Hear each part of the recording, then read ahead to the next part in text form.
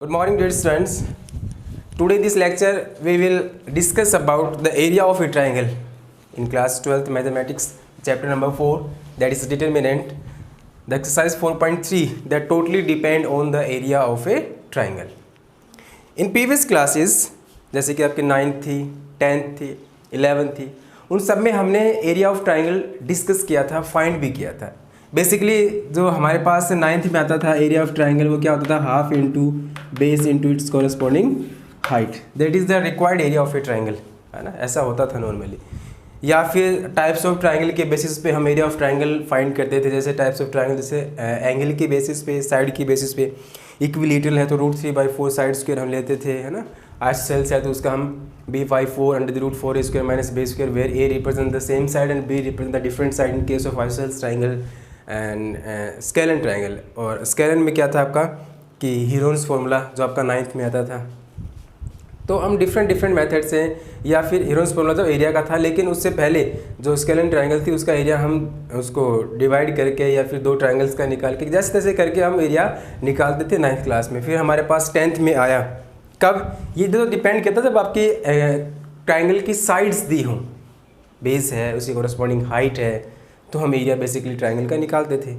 लेकिन जब हम 10th में आए तो हमने सीखा कि area of triangle when its vertices are given. Find the area of a triangle when its vertices are given, मतलब ट्राइंगल का एरिया फाइंड कीजिए जब उसके वर्टिसेस दिए हुए हों.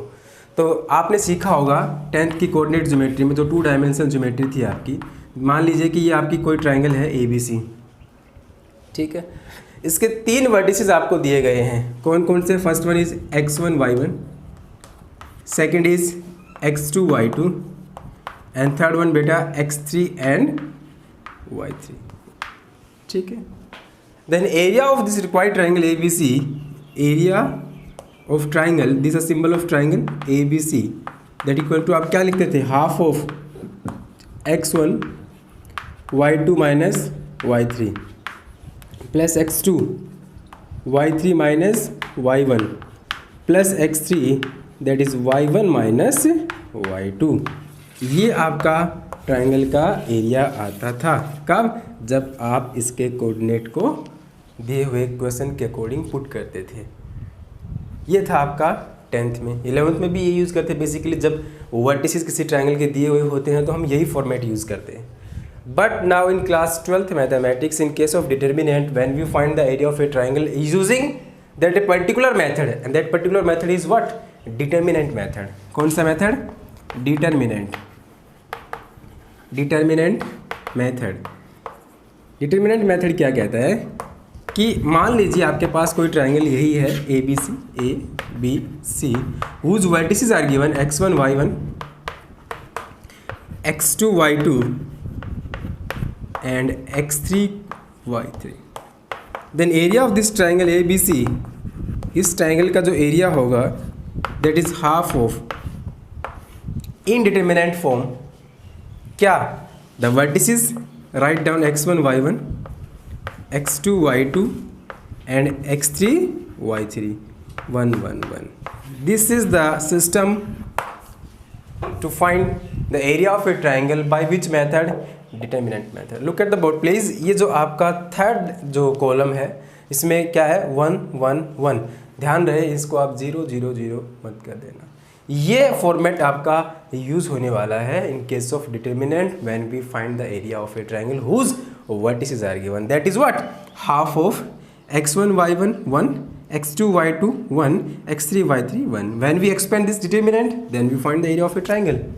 ये आपके पास यहाँ 12th में होने वाला है जब हम किसी ट्राइंगल का एरिया फाइंड करेंगे.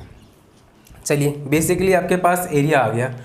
अब बात ये आती है कि सर ये जो डिटर्मिनेंट है, ये determinant is what? Determinant is a number which is associated with the square matrix. मतलब ये जो डिटर्मिनेंट है is a number. It may be positive और negative, and what we have to find in this case? The area of a triangle, and area never be negative. सोचिए थोड़ा ध्यान से कि सर ये डिटर्मिनेंट जो फॉर्मेट है, ज़रूरी थोड़ी कि हर बार इस डिटर्मिनेंट की value, determinant is what? Is a number. तो ये जो वैल्यू है हर बार पॉजिटिव होगी, नेगेटिव भी तो हो सकती है. और ये है क्या? ये कंप्लीट जो ये प्रोडक्शन है, ये कंप्लीट जो आपका ये ये जो फॉर्मेट है ये क्या दे रहा है आपको, एरिया दे रहा है। ट्राइंगल हो या कुछ भी हो, दे क्या रहा है आपको, एरिया दे रहा है। तो वो एरिया जो है क्या वो नेगेटिव ले सकते हैं आप, नहीं ले सकते। तो in case there are the two situations are arises there. First one is if delta that is determinant is positive and if delta determinant is negative. दो केसेस आएंगे। मान लीजिए कि एक केस में आपके पास जो डेल्टा है डिटर्मिनेंट है उसकी वैल्यू पॉजिटिव आई और एक केस में क्या आई आपके पास, नेगेटिव। यहाँ मान लीजिए आ गया 13 एरिया है, कैसे में लिखेंगे हम, एरिया की यूनिट क्या होती है 13 स्क्वायर यूनिट्स, है ना। वॉल्यूम क्यूबिक होता है, जो मेजरमेंट होते हैं इनके प्रेस्क्राइब। तो जो एरिया है that is in square unit. तो मान लीजिए कि इस डेल्टा की वैल्यू आपके पास 13 आ गई, पॉजिटिव है, then we easily write down the value of this area will be what, 13 square units. In case when this delta gives a negative value, suppose that this is -13, at this stage we always take the positive value, that is always 13 square units. It means area never be negative, determinant is negative or positive, but we take the value of area from that determinant, the value is an absolute value. मतलब आपको इस पूरे determinant में जब solve करने के बाद negative positive मिलता है, that depends on the coordinate of the given triangle. But अगर ये डिटरमिनेंट आपको पॉजिटिव नेगेटिव मिलता है तो ये कोई बड़ी बात नहीं है। आप एरिया जो लेंगे वो हमेशा कैसा लेंगे, positive. The absolute value of the determinant. Absolute value क्या होती है, द वैल्यू विदाउट साइन। आपको साइन नहीं देखनी, बस वैल्यू चूज करनी वहाँ से, because we find the value of the area of a triangle and area never be negative, that's why we take the positive और the absolute value of the determinant. तो ये आपका छोटा सा कॉन्सेप्ट है जिसमें आपके पास डिटरमिनेंट और कैसे हम एरिया फाइंड करते हैं वो आपके पास है। अब इसके कुछ एप्लीकेशंस हैं। एरिया ऑफ ट्राइंगल में जो डिटरमिनेंट मेथड है आपका, इसकी कुछ एप्लीकेशंस हैं जिनको आपको आना चाहिए। क्या है कि मान लीजिए आपने ये देखा कि मेरे पास किसी भी ट्राइंगल का एरिया ऑफ ए ट्राइंगल, कोई भी ABC ट्राइंगल है, उसका एरिया आपने पॉजिटिव ले लिया, ठीक है। डिटरमिनेंट के अकॉर्डिंग क्या आता है, हाफ ऑफ समथिंग। अगर किसी को ट्राइंगल के, मान लीजिए ये आपकी ट्राइंगल है, x1 y1, x2 y2, x3 y3, a b c। तो half of what, x1 y1 1, x2 y2 1, x3 y3 1। ये एरिया ऑफ क्या दे दिया आपको, triangle by determinant method, and it is what, a positive quantity. But एक बात बताइए, किसी ट्राइंगल के वर्टिसेस नेगेटिव भी तो हो सकते हैं, किसी ट्राइंगल के वर्टिसेस नेगेटिव भी तो हो सकते हैं। मान लीजिए मैं कोई ट्राइंगल एज्यूम करता हूँ यहाँ पे ABC, ठीक है। कोऑर्डिनेट मान लीजिए मैंने इसके ले लिए 3 4 1 2 एंड दिस इज K0। तो ये जो K है अननोन वेरिएबल है तो एक आर्बिट्रेरी कांस्टेंट, लेकिन है क्या, एक अननोन वेरिएबल है, एंड दैट अननोन वेरिएबल में भी पॉजिटिव में भी नेगेटिव। इन केस जब आपका पॉइंट ऑफ व्यू से अगर आप देखें कि कोई कोऑर्डिनेट नेगेटिव है या पॉजिटिव है, उस केस में क्या करना है वो देखिए। अब यहाँ मैं एरिया ऑफ ट्राइंगल क्या लिखूँगा, एरिया ऑफ ट्राइंगल ABC, इस ट्राइंगल का half of x1 y1 3 4, x2 y2 1 2, x3 y3 K0 1 1 and 1। अब मान लीजिए मेरे को इस ट्राइंगल का एरिया कुछ भी दे दिया, क्या 3 स्क्वायर यूनिट दे दिया, क्या दे दिया 3 स्क्वायर यूनिट्स। तो बोला सर ये 3 स्क्वायर यूनिट क्या है, इस डिटरमिनेंट की वैल्यू तो है, इस डिटरमिनेंट की वैल्यू है। तो बोला सर इस डिटरमिनेंट की जो वैल्यू है तो हो सकता है कि डिटरमिनेंट पॉजिटिव हो, ये भी तो हो सकता है कि डिटरमिनेंट की वैल्यू नेगेटिव ही हो। हम तो एक एब्सोल्यूट वैल्यू लिख रहे हैं ना एरिया की, that is positive 3 square units. तो अब ये कहता है कि मान लीजिए कि आपके पास हमें K की वैल्यू फाइंड करनी है, तो K की वैल्यू पॉजिटिव भी हो सकती है और K की वैल्यू नेगेटिव भी हो सकती है। उस केस में क्या करना है आपको, एरिया ऑफ ट्राइंगल आपने क्या रखा है यहाँ पे, मान लीजिए 3, हाफ ऑफ, ये सेम आ जाएगा यहाँ पे, है ना, ये सेम आएगा। अब इस केस के में आप अगर आपको K की वैल्यू फाइंड करनी है तो बोला सर पॉजिटिव नेगेटिव किस पे डिपेंड करेगी, the value of the area, determinant, the value of the determinant, and determinant is what, it may be positive, it may be negative. तो ध्यान रहे, जब भी आपको किसी अननोन वेरिएबल की वैल्यू फाइंड करनी है किसी कोऑर्डिनेट की, ट्राइंगल की, उस केस में जब आप एरिया लेंगे यहाँ पे इक्वलिटी में, वो हमेशा आपको पॉजिटिव नेगेटिव दोनों लेना है. तो जब इसको हम सोल्व करेंगे तो क्या है, देखो हाफ ऑफ है ना, ये 3 4 1 3 4 1, दूसरा 1 2 1 और तीसरा आपका k0 1, ठीक है, and that equals two plus minus 3. इस 1/2 को उधर भेजो, मल्टीप्लाई में चला जाए, कितना बन जाएगा ये 6, कितना बन गया 6 बन गया. अब मैं क्या करूँगा, मान लीजिए मैं इसको सोल्व करता हूँ किसके अलोंग, C2 के अलोंग एक्सपेंड करता हूँ. तो C2 क्या है, देखो फर्स्ट रो का सेकंड कॉलम, फर्स्ट रो का सेकंड कॉलम है ना, तो ये -4 row column 1 minus k, this is second row second column +2 row and column expand 3 minus k and this is 0, तो 0 को तो कम करेंगे नहीं, that is +-6. This is -4 and +4k, this is 6 - 2k equal to +-6. 4k - 2k only 2k, 6 - 4 दैट इज 2 +-. अब मैं क्या कर सकता हूँ, थ्रू आउट 2 से कैंसिल कर सकता हूँ, ये गया 1 और ये कितना हो जाएगा बेटा 3. तो k + 1 इक्वल टू ± क्या आ गया आपके पास 3 आ गया. तो एक बार तो पॉजिटिव 3 लूँगा, तो k अगर पॉजिटिव 3 लेता हूँ मैं यहाँ से, तो 3 - 1 2, और नेगेटिव 3 लेता हूँ तो ये माइनस उधर जाएगा, 1 प्लस उधर जाएगा, -1 -3 -1 -4. ये देखिए, तो k की 2 वैल्यू यहाँ पे एग्जिस्ट करेंगे, that depending completely on the value of the given determinant. तो जब भी आपको किसी अननोन वेरिएबल की वैल्यू फाइंड करनी हो, उस केस में अगर एरिया ट्रायंगल का दिया है तो आप उस केस में एरिया ऑफ ट्रायंगल क्या लेंगे, पॉजिटिव और नेगेटिव दोनों वैल्यू पुट करेंगे, ताकि आपके पास उस वेरिएबल की वैल्यू आ जाए.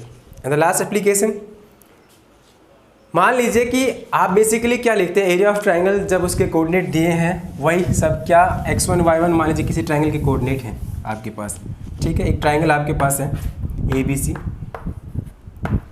x1 y1 इसके कोऑर्डिनेट हैं, x2 y2 सेकंड है एंड x3 y3.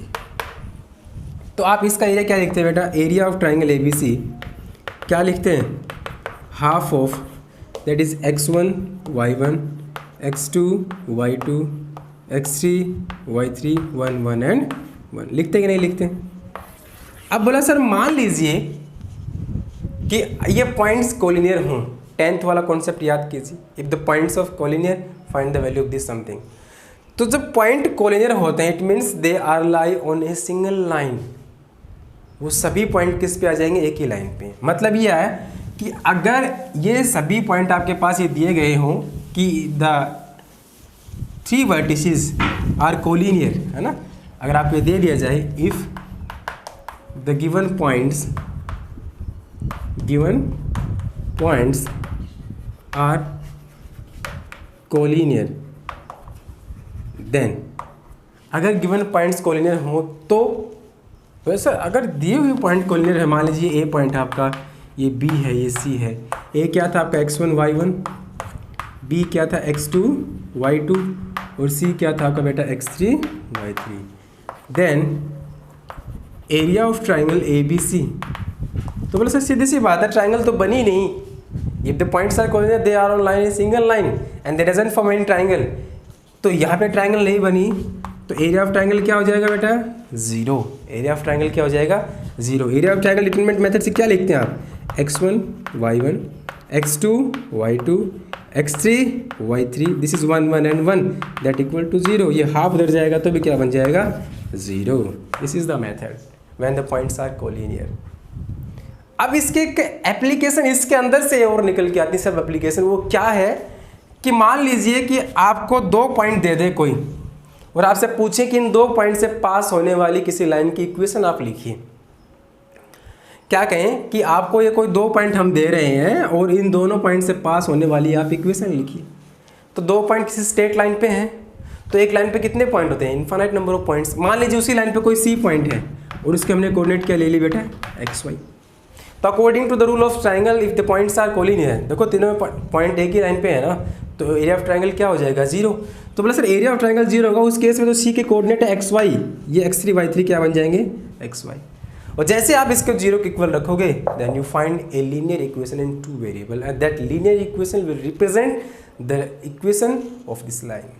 ये एप्लीकेशन है, ये इक्वेशन आपके पास एनसीईआरटी बुक में जो आपके एक्सरसाइज है उसमें भी है कि find the equation of A line that passing through the given 2 points. तो कोई भी लाइन 2 पॉइंट से पास करती है तो उसकी इक्वेशन कैसे लिखेंगे, हम थर्ड पॉइंट को उस लाइन पे लाई करेंगे, उसके कोऑर्डिनेट को एक्स वाई मान लेंगे, वो तीनों पॉइंट एक ही लाइन पे होंगे, that's why they are collinear and if the points are collinear then area of triangle must be 0। जैसे हम इसको 0 के इक्वल रखेंगे हम उसकी वैल्यू फाइंड कर लेंगे। और वैल्यू फाइंड क्या करनी है आपको, system of equation of line लिखनी है। तो ये आपका बेसिक इंट्रोडक्शन था जो आपके 4.3 एक्सरसाइज का है। क्या था एरिया ऑफ ट्राइंगल, उसकी एप्लीकेशन, जब एरिया दिया हो ट्राइंगल का तो हम कैसे उसकी अननोन वेरिएबल की वैल्यू फाइंड करते हैं। एरिया पॉजिटिव क्वांटिटी है इसलिए हम डिटरमिनेंट की एब्सोल्यूट वैल्यू लेते हैं।